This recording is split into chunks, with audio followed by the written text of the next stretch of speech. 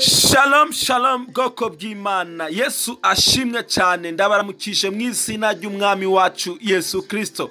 Imana ibagire neza, Imana ibakomeze muri byose mu izina rya Yesu Kristo. Muri kumwe nanje Arsene Ndikumana, nizera ko Uwiteka yiteguye kutugirira neza twese hamwe. Uwiteka yiteguye kutwagura, Uwiteka yiteguye kutwinjiza mu masezerano yayo no mu byo yaduteguriye byose. Tumaze iminsi turi gusenga twiga n'ijambo rivuga ngo dusenye imyuka yose cyangwa se imbaraga zose zagwanyize ibisubizo byacu bigatuma tutabasha kwakira iby'Imana yaduteguriye. Ndabibutsa ko turi mu ntambara kuva umunsi twemeye ko Kristo aza mu buzima bwacu. Twatanguje urugamba hamwe na Satani n'abadayimoni n'abakozi biwe. Niyo mpamvu tugomba guhora amaso igihe cyose. Twasomye ijambo ry'Imana ubwo twabonye ko Daniyeli yasenze Imana ikamusubiza, ariko ibyo yasengeye ntibumugereho. Kubera iki? Hari imyuka mu kirere yari yafashe ikirere cye, yari yafashe ibisubizo bye,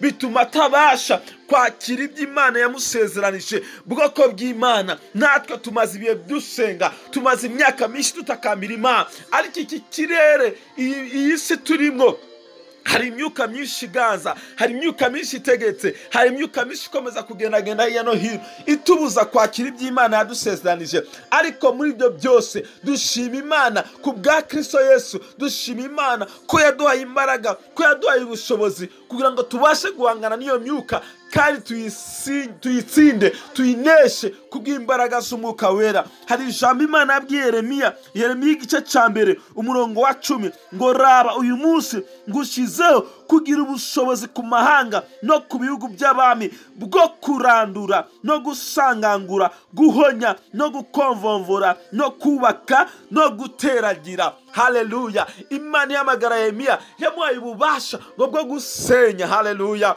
Bwo gusenya, bwo kurimbura, bwo gukuraho. Yesu ashimwe cyane. Ikintu cyose gishobora kumwitambika imbere. Nshuti yanjye uri kuranyura muri kano kanya, sinzi ibintu bikwitambitse imbere muri iyi minsi, sinzi ibintu byakubujije kugera ushaka kugera, ariko reka nkubwize ukuri, hari imbaraga Imana yateretse muri wowe umunsi wizera Kristo nk'umwami n'umukiza w'ubugingo bwawe.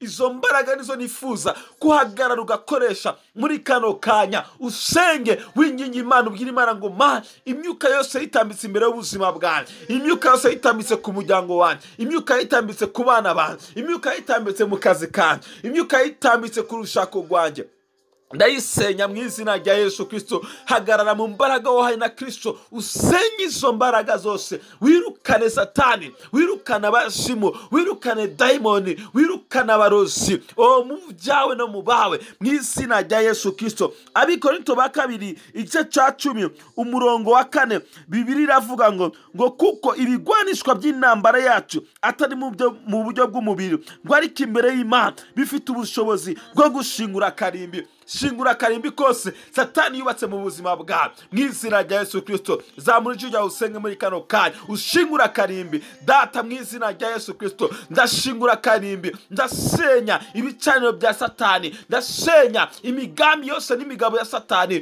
ku bwoko bwawe, ku bana bawe, ku itorero rya Kristo mu izina rya Yesu Kristo. Reka abana bawe bakire umwidegembyo, bakire ibisubizo byo basengeye mu izina rya Yesu Kristo. Umugisha wabateguriye Mwana ubagereho, gukira indwara bibagereho, kubohoka bibagereho, kwakira ibitangaza byawe bibagereho mu izina rya Yesu Kristo. Urakoze kuri Imana igira neza, icyubahiro n'ingaji bikomeze kuba ibyawe mu izina rya Yesu Kristo. Amen. Uwiteka bagire neza, mukomeze kubana natwe. Imana ibagire neza, mwarahezagiwe. Shalom.